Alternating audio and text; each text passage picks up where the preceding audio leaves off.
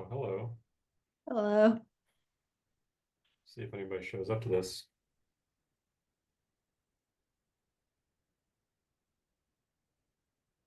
I didn't send out an email, so we got Tasha, so we got one.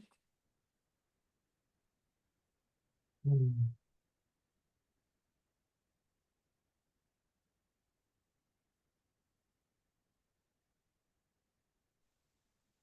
Hi, Tasha. Morning. Tasha. Hi, how are you? Pretty good. How you doing? Good. It's an adventure every day. That's how it is these days.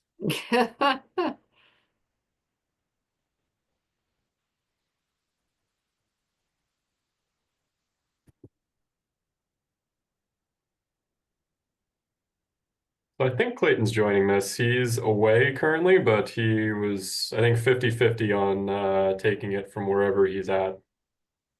Oh, yeah, I didn't realize he was on vacation. I actually talked to him this morning about something. So, Yeah, I saw he was sending emails, so I think he'll probably join, but we'll see. mhm. And I didn't hear anything from Andrea or Henry, so we'll see. I know that school is out this week, so Andrea might be out as well, or I don't know. Who knows? Yeah, we've had that issue with a number of meetings this week already, so yeah. Yeah. Well, if we don't have a quorum, then we can all just, move on to something else. Oh, here's Henry, so we're Here's Henry. good. And I guess before we get started, there was Clayton and I had been talking about, I think I might have said it in the email that I sent last to you, Tasha, but we were thinking about getting a kind of a canned email together, sorry, not an email, an agenda together for certain committees that kind of deal with the similar type topics month over month, just to Hmm. cut down on how much back and forth we have between, myself and committee chairs or Clayton, and then kind of cutting down on the scrambling to get meetings warned. So I know that Catherine was interested in it for the governance meeting, but interested on your perspective for the performance committee.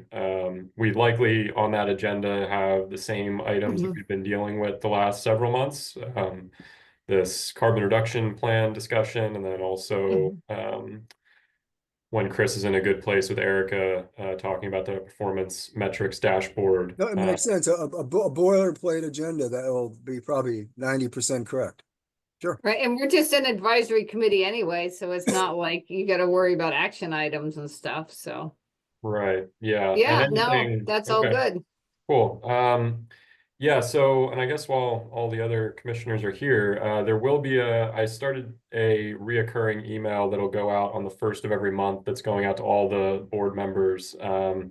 So that'll be in part to update everyone about the meetings for the month, and then asking members or commissioners to let people know if they're not going to be in attendance for certain meetings or if they want to add things to agendas. So in addition to having these canned agendas, hopefully there's a little bit more organization in case we do have to make adjustments to the agenda or if people aren't going to be present or things like that. So trying to get out ahead of things as much as possible and get some organization around committee meetings.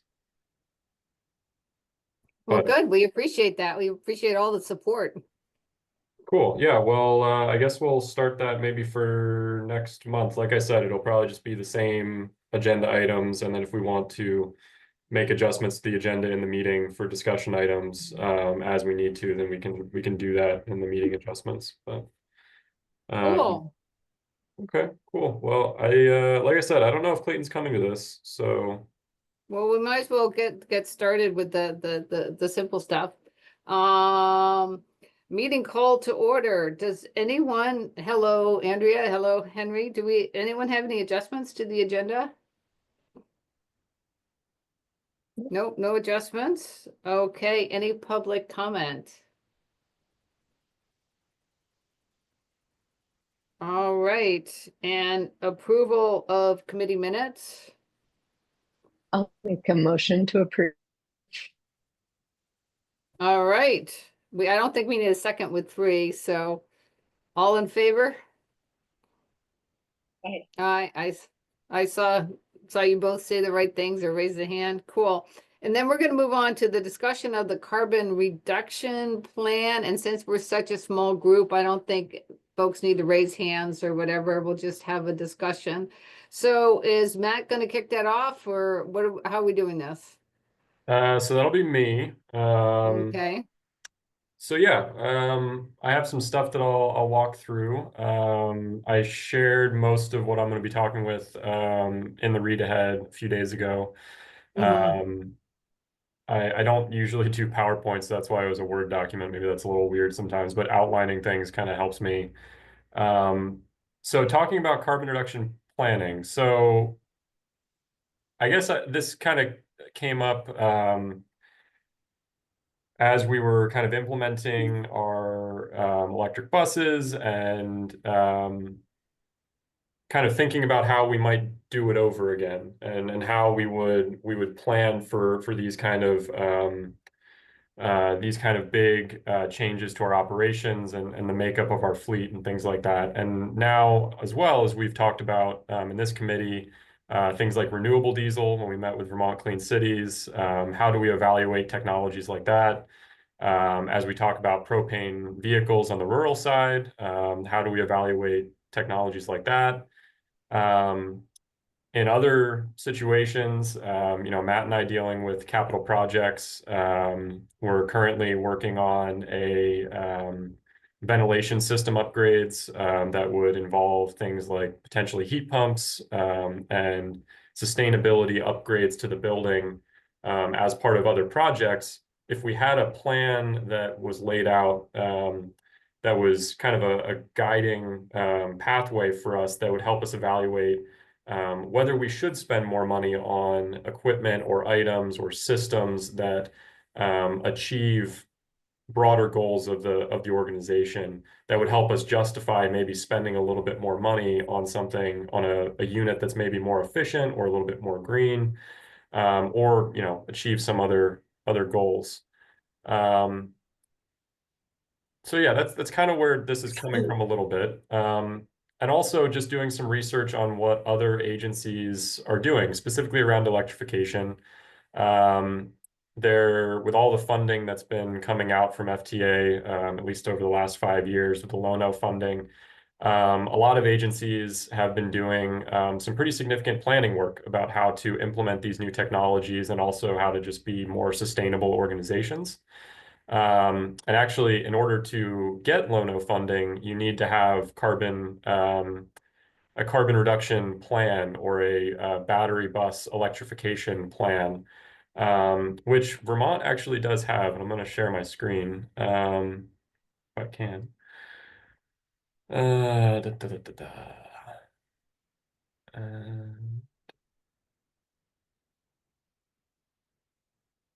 Go for it. Yeah, there we go. There we go. Okay, so this is the outline, but coming over here, where am I going?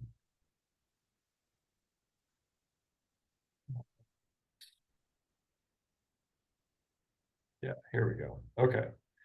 So this is VTrans's zero emission transition plan. So this is actually what VTrans had to write up in order to apply for Lono dollars. This was put together in 2022 by AECOM. And this is really statewide, actually. This is not specific to GMT necessarily. It does involve GMT, obviously. But it is for the statewide effort of electrification. It involves things like current state of the market in terms of EV electrification and technology, what plans are for workforce development, different site needs of the different agencies in terms of charging and abilities, as well as kind of long-range planning about what the Vermont state's plan is about future electrification efforts and what work has been done already towards that. So this plan is a little old. It's 3 years old. It obviously is statewide, so it doesn't specifically pertain to GMT. And it also made a lot of assumptions back in the day that now I think we might have some better some better ground to stand on to maybe think differently about, or look at potentially revisiting. So that was done in 2012. The other thing that Vermont has is this Vermont Transportation Carbon Reduction Strategy. This is for statewide carbon reduction, not just for transportation. This involves everything that has to do with transportation in Vermont. And there are some assumptions in this plan as well about electrification and transportation and GMT's part to play in that. So I guess I bring these two plans up just because, to be honest, I wasn't really aware of them. They're not the kind of things that get circulated or talked about much here in the hallways of GMT or even at the board level. But they're plans that then impact the vehicles that we buy or how VTrans considers purchasing. And I guess where I'm curious then is what do we make of these plans now, and how do we currently align with them, and are they still relevant, and how can they be kind of updated? Because this is how we're applying for funding, really. Moving forward. I do have a question, Yeah, of Connor. course. And again, Henry or Andrea, just feel free to weigh in whenever, because it's a discussion. Given that there are plans to spin off many of the rural services, are we really talking right now about the urban, what we want to do on the urban side, or should we just narrow our discussion to the urban side, given all the potential changes, or? It's a good question. Yeah, I don't think that we're going to have good answers for that for several months, probably. But I think that, yeah, about the urban, yeah, there's a lot of questions when it comes to what's our plan for urban electrification going forward, whether it's in terms of how much charging capacity are we going to need to have. I know on the operations budget side, Nick is always asking about, how many electric buses can we bring into the fleet before we have maximized our off-peak charging ability, and we end up having to charge buses on peak, which is when our costs then go up for charging. And there's questions around workforce development. What training do we need to continue to implement, and things like that? And what does our fleet look like beyond electric buses? Is it going to be 100% an electric bus fleet in 30 years? Is it going to be a slow mix? Are we going to involve hybrid buses? I mean, these are kind of questions that we circulate internally, especially as it comes to bus orders. I mean, obviously we have our set-asides for electric buses and things like that. But there's other technologies out there, and there's other pathways that we might want to explore. And I think having a plan in place that gets everybody together and identifies what the options are, and what our thinking is about those options, and maybe even lays out some goals about, what does GMT say about, climate change, or meeting some of these expectations that are set out in these other plans, whether it's a statewide plan or more locally. I know Burlington has net zero energy plans and things like that. How does GMT fit into those? Okay, yeah, Connor, I was looking this over, and sort of like, very much, okay, as far as the plan to go forward. One thing, not to overcomplicate things, the answer as far as, I mean, should we say review everything, but we don't need to boil the ocean every time we think about, the low carbon transportation. The answer is electric. And end of story, the answer is electric, okay? It's just, and so there's no question like 30 years from now, no, we'll be electric long before that. I don't know if you're in here, and I gave a talk about, solid state batteries, okay? They're coming in the very near future, like the next year or two. That'll be the game changer, okay, for electric. I've been saying that for the last 3 years or so. And they're finally here. So, because a lot of this, LNG and, the propane, okay, this is just political crap or so, trying to say, oh, these are really low carbon. No, it's just politics, okay, because you have to win Pennsylvania to win the frickin' election, okay? So whatever, I would just say, don't confuse things with complications that aren't relevant. So the answer is electric. Now, if something has to be purchased, okay, like the renewable diesel, something in the interim. We had that conversation in one meeting. Some buses have to be bought in the next year, but we aren't ready for electric. Well, that's a short-term decision to be made. But again, so let's not overcomplicate things with, gee, what do we really want to be? We want to be electric, and it'll be electric in a few years. And two other comments. I love the way you brought in resiliency. It isn't just the buses, it's resiliency. And one thing, if you could please make a note, or maybe you already have this in your notes, EV to grid. These boxes with big batteries, okay, this is probably something you can work out as far as having an EV to grid strategy, okay, for of course, you're using the buses during the day, but that'd be something to talk to the a power company about, how you can play a role there. And they could maybe find that actually very beneficial especially in an emergency. And the other thing that I brought up one of our first meetings was measurement. Right now, there's measuring is probably the one thing could use in there. What's the measurement of carbon per bus mile? Then more importantly, carbon per passenger mile. I brought that up in one of our first meetings and basically is told nobody cares. That, and no, that's fundamental. Okay, you have to have a measurement plan or so to know what the carbon is. And this is for the buses, and love the fact you brought in the buildings, because I would have thought just the buses, but you're right. The whole building's okay, the heat pumps, what's outside of the buses themselves, what's GMT's carbon footprint. So that I have very pleased. I wouldn't have thought of that. So very pleased to see that. So love what you have as far as planning. Just threw a few comments out there. So Henry, and I really appreciate your comments because I agree about electric is the future. One of the things I do think we'll just have to see how things play out, because we could have a plan. We can create a plan for going electric, but it's possible incentives might change at the federal level. And we have to may react not to be. that. I mean, What's that? you can be a hypothetical like where if they completely get rid of electrical incentives, but reducing the incentives is actually good.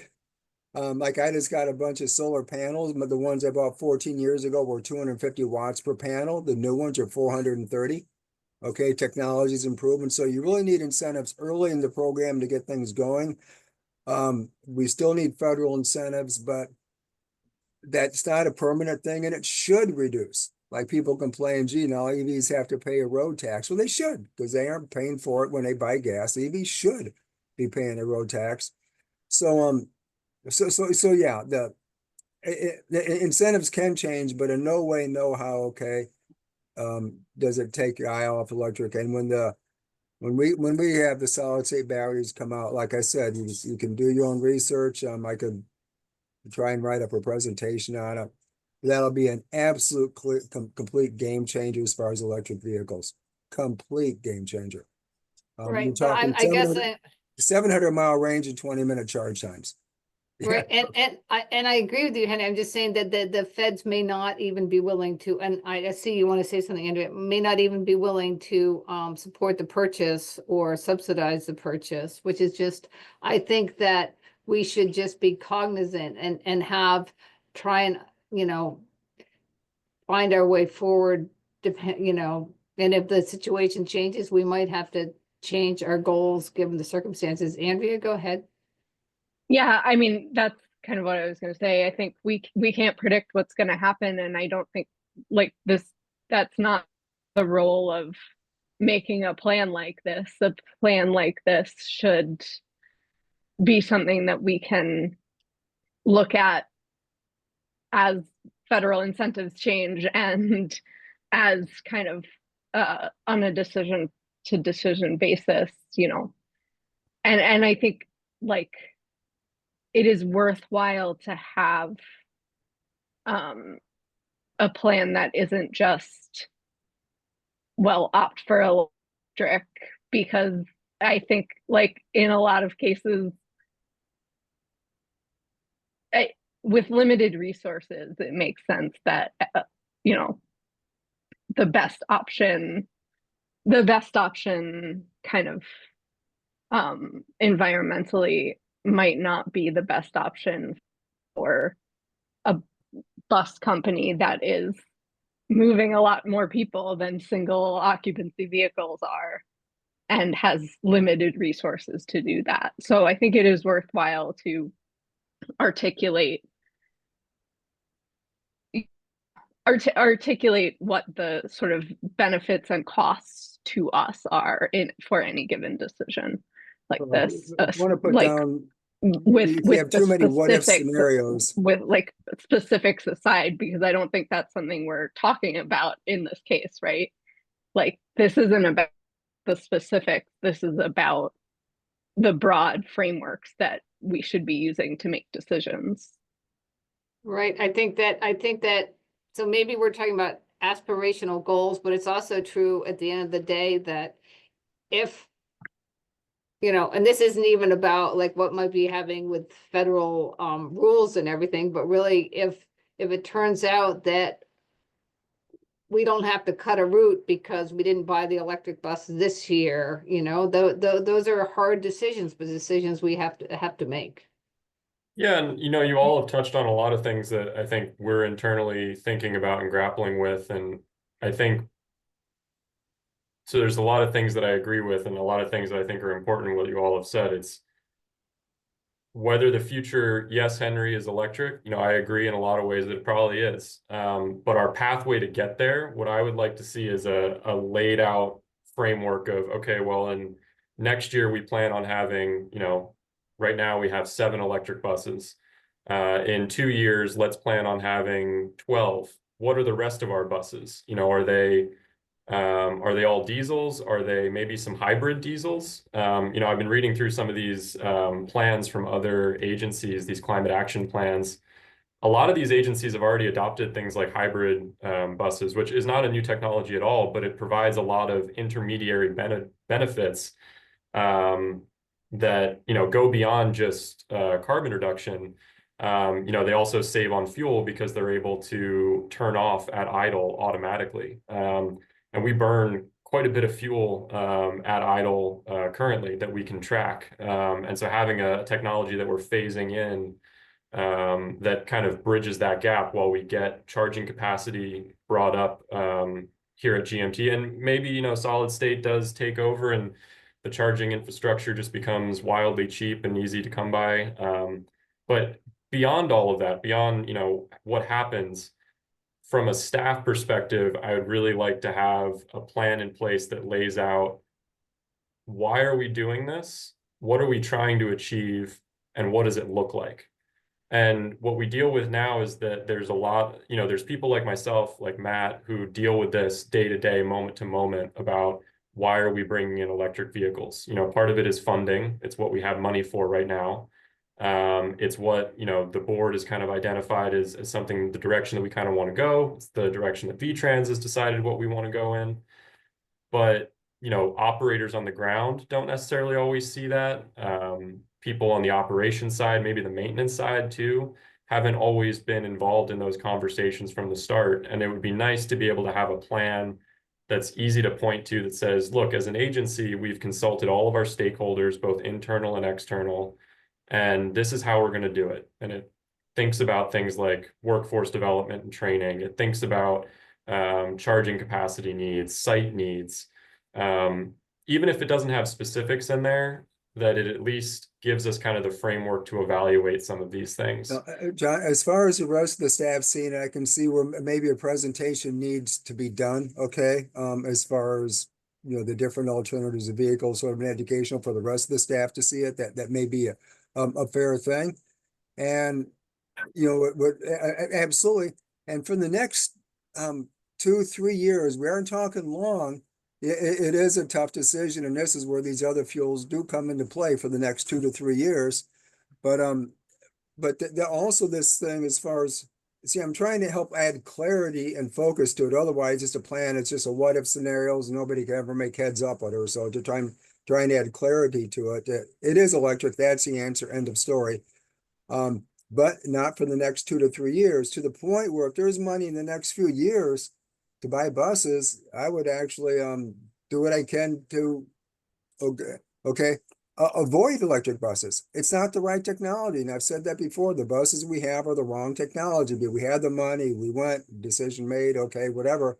The technology wasn't there and we had money to spend.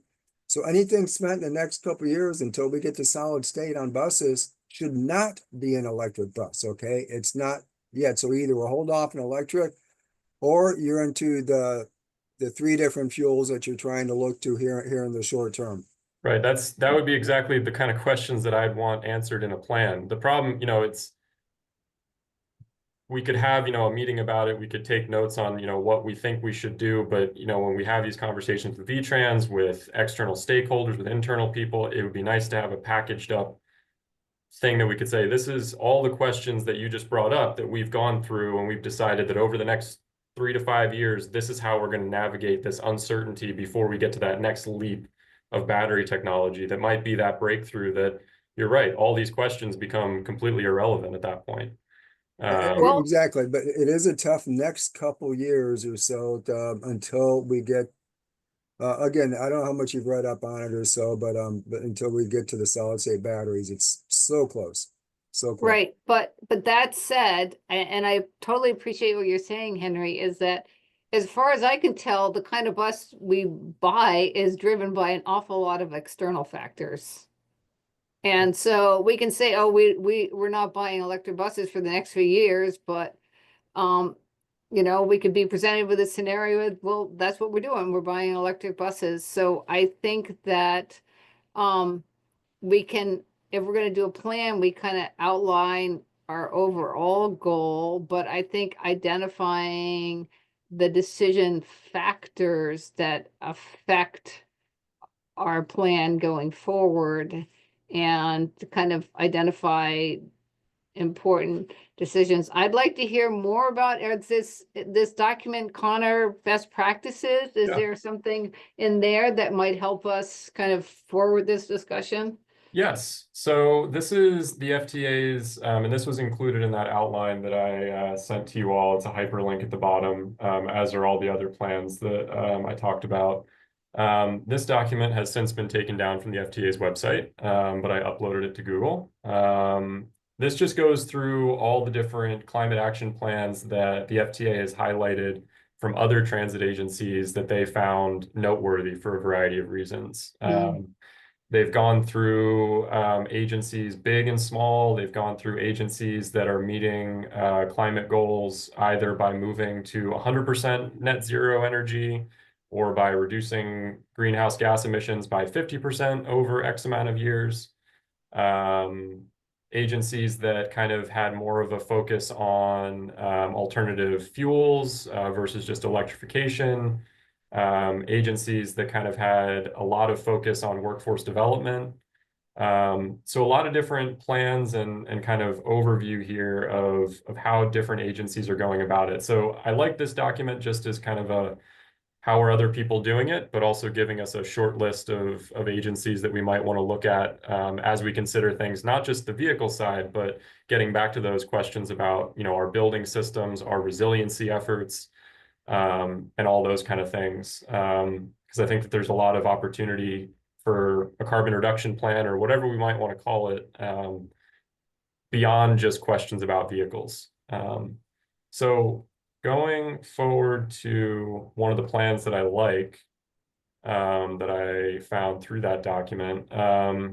This is a climate action plan from Rockford, Mass, Transportation District.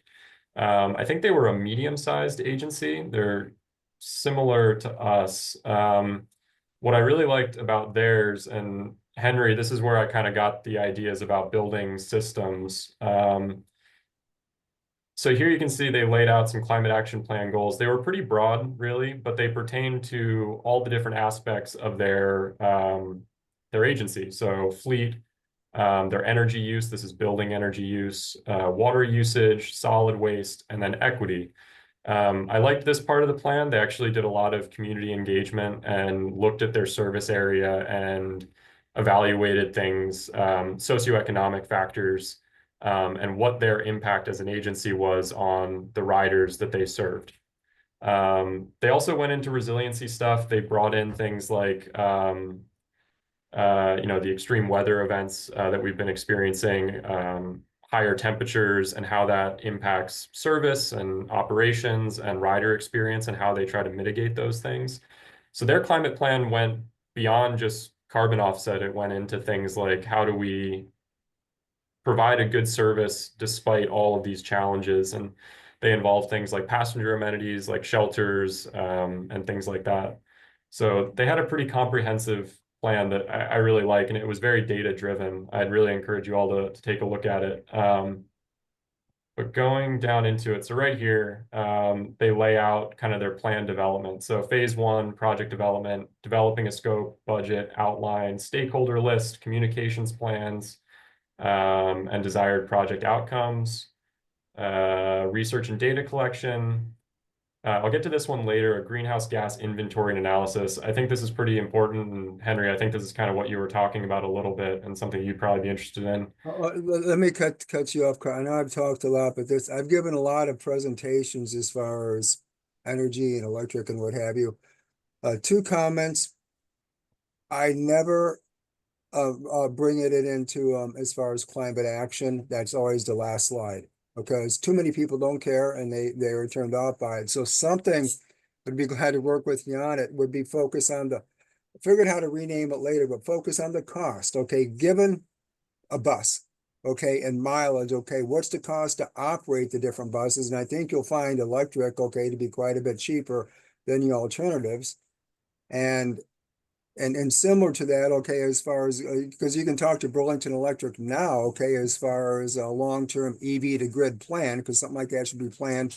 And they would love, given the size of the batteries, the number of your buses you have, as far as having that there. So, so that one, and also remember, we got to get measurements in there. Measurements is probably the only thing I really saw missing from your plan that was big, but yeah, right now do a cost analysis of the different fuels, different type of buses. I assume the buses will cost more or less the same. Okay. And if the cost comes out how I would hope it, to where electric's the best, you'll have a much easier job selling this, okay, as far as a cost reduction strategy. That also benefits climate, as opposed to a climate plan. You get my drift? Yeah, no, I mean, I hope that this plan would cover that. That's the kind of It stuff would, that but it's presented as a climate plan, okay? And right. well, of And course, that's, I live in why Milton. right. We would definitely probably look at a different name for it, and beyond just turning off, whoever's going to be reading it, Exactly, Tasha's they'll point. just shut down. Because I present to the Milton Select Board, and trust me, they don't care, okay? But Yeah, I'll no, go and into it after just the dollars, and then the last slide, okay, would be the climate benefits. And it's, again, if the dollars do come out, it'll be a much easier sell, because because people hear climate like, okay, we're spending extra money doing extra work, okay, to try and satisfy climate goals. No, we're doing this because it's financially the right thing to do, and it also satisfies climate goals. Completely different sales pitch. yeah, I'll be curious to see what the costing is, and that is something that I included, I think, in my outline that I sent to you all. Yeah. Because yeah, as we move through this process, I mean, our rising insurance costs, obviously the upgrades we've had to make to our fire suppression system, and then the workforce development costs, and fleet downtime. It's been interesting. So I'll be curious what the costs are. I think we'll have a better idea now than we did when we were trying to forecast it going into it. So Yeah, I think and this that is a good fire time cost, to evaluate that. that fire Right. cost should be behind you with the lithium batteries. Solid state, you will not have the fire issues, okay, that you had to put in. Of course, it's already installed, okay? But if you expand to other buildings or something, the solid state does not have the fire issues that we have with lithium. So, and I appreciate that, but it also sounds like we're kind of, talking about, like, Henry, at one point you said, of course, the electric buses and the numbers work, but previously you said, but they don't work for the next 3 years. And so I guess a couple of things. One is, we are going through a pretty extensive process to spin off some of the rural services, and we don't know how that's going to pan out. And in terms of data, that really kind of, I think, affects what our baseline is, that because without the rural service, we have a much higher percentage of electric than we do with all the other buses in the mix. Is that correct, Connor? Yes. Right. Yeah, And definitely. so, and I like that there's a structure here, even though it says climate action. I mean, we really are talking about a carbon reduction strategy, and we just need to see if the carbon reduction strategy fits into our numbers. And it does look like this is, you know, public appeal. It's true with anything like Milton or other communities. Some communities are more interested in some elements of a presentation. So I guess I'm wondering, do you want to keep going, Connor, and see if this is a structure that might make some sense for us, or? Yeah, for sure. Yeah, so here their plan, they're going through, and I should preface, this plan is put together specifically so that they could apply for Lono dollars. I think they put this together, this was 2022 that they put this together. The FTA in that best practice manual that I showed you before, that was from 2024. They had compiled all of them. But this plan is from 2022, which is part of the reason why they're calling it a climate action plan. But I would really say it's much bigger than that. In a lot of ways, they're going through a lot of their operational side of things. But scrolling down in here, so yeah, this is their greenhouse gas emission inventory. So they're breaking it down by all of the different greenhouse gas emissions points of their entire system, basically from facilities to operations, and explaining where it's all coming from and where they're doing the most of it. So they've got their mapping here, which I really like. Results and analysis section, and again, breaking it down by their energy use, their water use, their solid waste, even refrigerants, getting down into data more again. And yeah, I'm like Henry was mentioning, I'm curious about the building side of things. We're doing a lot of building upgrade projects right now, and as you all know, we generally have to award to the lowest bidder. We generally look for the lowest cost solution, but if we had a plan in place that explained that, no, we would actually prioritize something that, benefited our greenhouse gas emissions or was more sustainable or improved our general, furthered our plan goals, we would prioritize that even if it costed a little bit more. Similar to a conversation between do we buy standard diesel fuel going forward, or do we buy renewable diesel like Clean Cities talked to us about? Those are the kind of questions that I would see kind of grappled with in this plan. Yeah. And then the last thing that I'll point out in this plan that I kind of liked, and here they're going through climate modeling a little bit, which is interesting. They really brought in a lot here, and getting into some of the social equity questions, the transit dependent populations and the impact of their service on them. And then the climate action strategies down here. So they ranked all the strategies, and then they also put general funding amounts as well as timeline. So it's a pretty long range plan, and they kind of lay out a little bit of the step by step that they plan on implementing in order to meet their goals, which I kind of like those bite-sized approaches, especially as staff, as we try to tackle some of these large issues. It would be nice to have kind of that progressive plan and that work plan that we should be working on. So yeah, I would encourage you guys to dig into it, but this was just one of the plans that I kind of highlighted because it had a lot of the elements that I thought would be important. Connor, one comment on the electric buses, because like I see the lines replaced all fixed route, okay, blah, blah, blah. And again, I love you having the resiliency there. So a sub note to that, should some fossil fuel buses be maintained, let's say the grid went down. There was some catastrophic event, okay, and you couldn't charge. So that'd be something as far as your resiliency, okay, should there always be like 2 buses that are fossil fuel, so you could do like an You're emergency exactly right, measure? Henry. We've dealt with a lot of charger maintenance problems, and this is something that I would say would be very important in this plan is an evaluation of our current electric fleet. Because regardless of what happens to the technology going forward, we have the buses that we have now for 12 years. Yeah. We have the charging infrastructure that we have for them for 12 years. So yeah, what is our plan? If we have a bit of a grid failure, if we have if one of our chargers currently goes down, that's 3 of our dispensers that go down with it. That's a significant portion of our electric buses that can't get charged. So yeah, having a resiliency plan in place, or at least kind of acknowledgement of that, and what do we do? And that's why, again, regardless of how the technology shakes out over the next 5 years, there's a very good chance that we have to have diesel buses for the next 5 or even 10 years. And how do we think about phasing those out? Do we think about phasing them out, like you're saying, by keeping a few regular diesels on the lot? Or do we think, hey, we have these not climate action goals, whatever we're going to call them. And it's hybrid buses now. We're going to hybrid diesel. That's something that comes up in our capital meetings a lot. And right now, we don't necessarily have a reason to buy hybrid diesel buses because GMT as an organization doesn't have any plan in place that says we should prioritize a hybrid bus over a regular diesel bus. Just like when I put out the fuel contract coming up in the next few months here, there's no reason that we should spend a premium for renewable diesel over standard diesel. I'm assuming it's going to be more expensive for renewable diesel.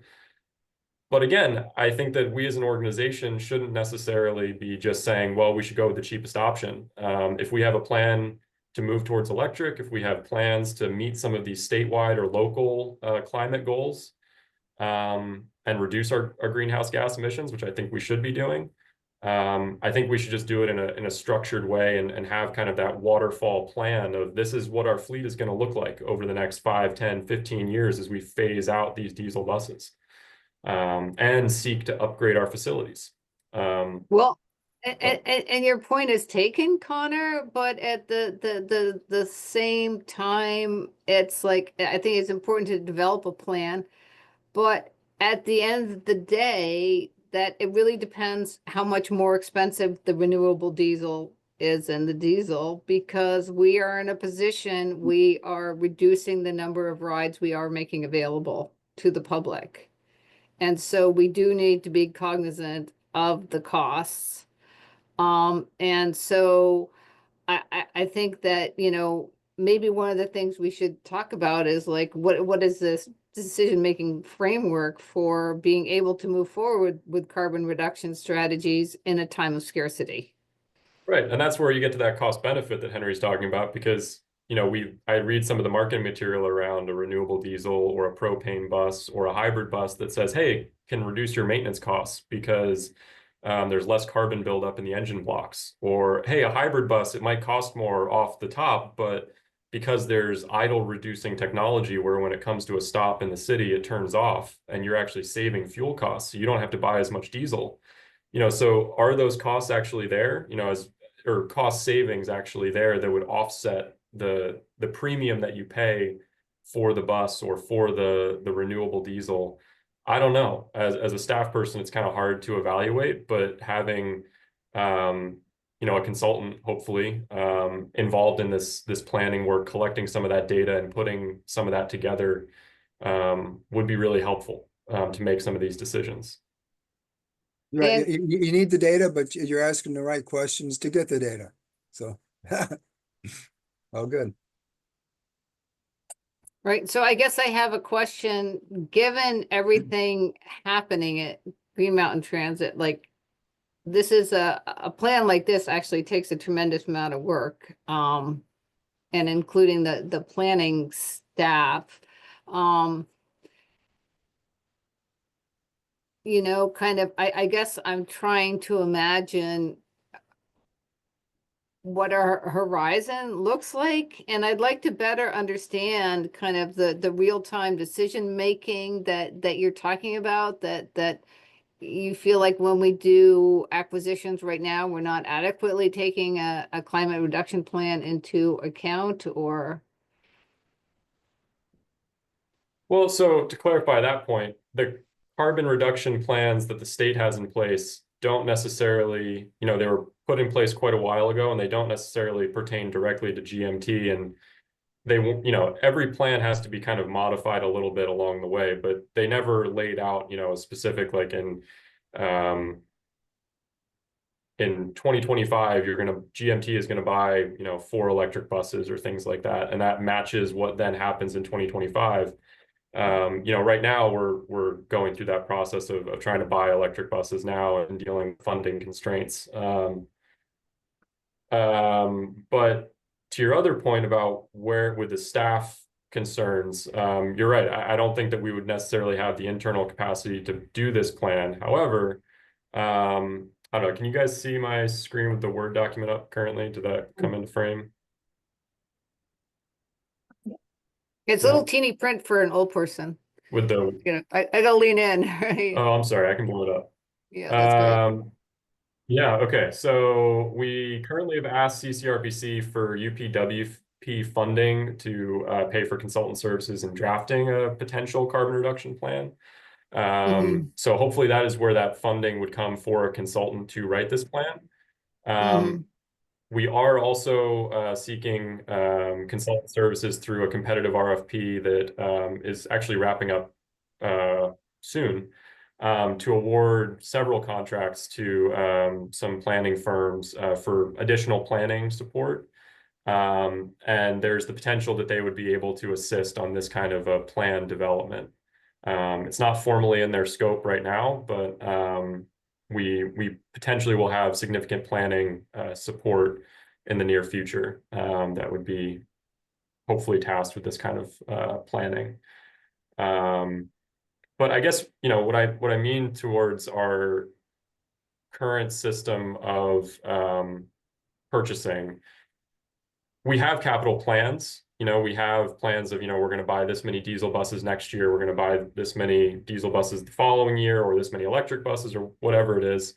But it's as we run into these problems of, and maybe this is going to become a moot point if we end up transferring rural, but you know, on the rural side with our cutaway fleet, you know, where we don't have money right now for gas cutaways. We have no money for buying any gas cutaway vehicles, even though our fleet is in a lot of ways at or past useful life. But we do have carbon reduction funding that the state says that we can use to buy propane vehicles. But we're kind of at this point where it's a new technology for us. Do we implement it or not? Where do we implement it? And what does that need to look like? And again, maybe this is a moot point because we might be transferring, and in a lot of ways, we're kind of pausing that conversation because we need to wait for the rural transfer decision to happen. But I still think that a plan like this might be beneficial for that next point down the road when these questions come up, because I think that they always will sort of materialize. And doing the legwork now to start thinking about how do we plan for future technological integration or you know, integration into our operations. What does that look like for GMT, and what goals does GMT have that would inform staff decisions? So can I ask you about that? Because I do, and the thing that I don't understand in all of this, I think that we do have probably more leeway on the buildings, but I kind of feel like with the vehicle acquisition is so much of it is driven, what we can get is driven by federal standards and by VTrans and things out of our control. Is that correct or not? Because if we're going to have a plan to do things a certain way, we have to have agency to do that, I guess I'm saying. Yeah, to a certain extent it is. And that's where I think that this plan would also have to involve some of our other stakeholders. You know, we can't be doing it in a vacuum. We have to engage with some of our partner organizations, some of our subrecipients like SSTA, which we've already started doing with the LPG conversation. And building a little bit of that consensus so that we have a little bit more leeway. But you're right, we don't always have ultimate, and you know, a plan sometimes does have to shift, but I think I'm not as necessarily concerned about the idea of adhering rigidly to a plan when it comes to, you know, in FY27, we're going to buy these vehicles. And if we don't buy these vehicles, then our entire plan is kaput. I think I'm curious about the um, evaluating some of these strategies and kind of doing the legwork ahead of time to evaluate some of these strategies so that maybe when we run into these situations where we have to make what feels like a split-second decision to go down one of two roads, that maybe we've already actually done some evaluation work and are a little bit more prepared to say, hey, LPG actually would work, but here's the things that we need to consider before going down that road. Or, you know, whether it's a hybrid bus or things like that. If I could, Oh, as opposed to, go sorry, ahead, Matt. if I could jump in really quick, I think one of the reasons why we may lack some agency in this decision making is because we do not have a plan like this that we can point to when you know, a V-Trans comes to us and says, we want to be really competitive with this next application and target this many number of buses, but we don't really have a plan that we can say, well, that number doesn't really fit within our long range goals, and here's the reasoning why. When we don't have that, we don't really have the agency to go to them and offer something different. So I think that's where the importance of this plan would come in. Oh, interesting. That's helpful information. So we've got about 10 minutes left, and I guess the question here, there's like a bunch of layers of things. They're talking about a long-term plan and short-term strategies and stuff. So I guess one of the questions is, how quickly do you expect to hear back from CCRPC? That's a good question. I have never been a part of the UPWP conversation. Matt, do you know when we hear back from them when they do the evaluations? I would assume that this has probably been requested for FY, unless we're getting an adjustment to our existing grant. This is probably going to be for FY26. Okay, okay. And then we'll FY26, we might have a better sense of how big GMT really is, et cetera, going forward. Yeah. Well, I like you guys kind of, you know, forward thinking in all this, and it is unfortunate that, like, you know, everyone's excited about electric buses and we kind of got in early, maybe with not the best buses that have, you know, posed some challenges for everybody. But I think everyone's trying to do the right thing. So, do people have thoughts, in the interim? So it sounds like we won't have, a plan for a while. I do wonder, do we have a kind of a mission statement or a policy document that talks about our commitment to carbon reduction in general beyond just like developing a plan? Do we have anything like that? I think our mission statement online might have something to do with sustainability in broad strokes, but nothing, you know, drilling down further than that, I don't believe. Yeah, and you know, I guess I should have contextualized this whole conversation a little bit better. I jumped right in with the whole plan. You know, the outline that I put together, I don't want it to come across as like, this is what I want our whole plan to look like. I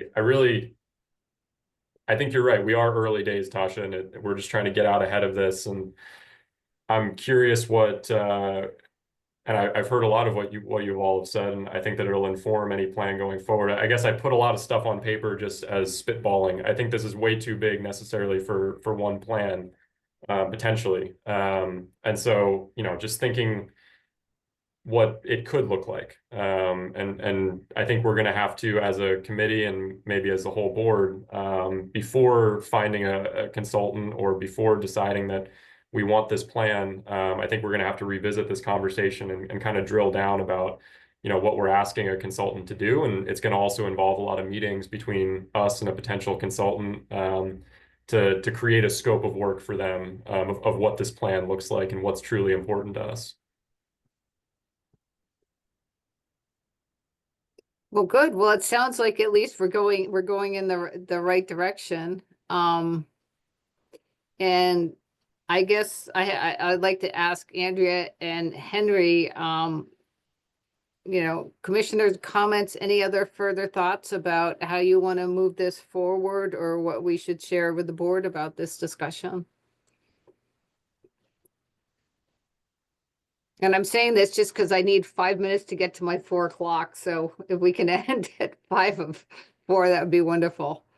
Yeah, this is great, and I think having those comparable, the like plans for comparable agencies is really useful to see kind of what ours might look like. So, yeah, this is great. And it seems like, I mean, I know it's hard to strategically plan when we're in the moment we're in, but I'm glad we're thinking about this. Yeah, I think it's excellent, and you're right, there should be, definitely a bit shared briefly with the full board at the meeting as far as, the great progress Connor's, done here and then what he has pulled together. This is looking great. Well, good. Well, do you want to end on that note, all the positive feedback, Matt and That's, Connor? I'm gonna shut it down right here Yeah, before I say right. something stupid. Right. If there weren't any critical comments, that either means nobody read it or nobody cares. Take a choice. Well, I think it's pretty clear that everyone cares, so we'll go with whatever A or B that was. Well, super, you guys. And I appreciate everyone's time. Does anyone have anything else before we adjourn? And thanks for putting that all together and putting it in front of us. Of course, yeah, thanks, guys. All right, thank you. Yeah. We'll see you. Bye-bye. Bye, have a good day.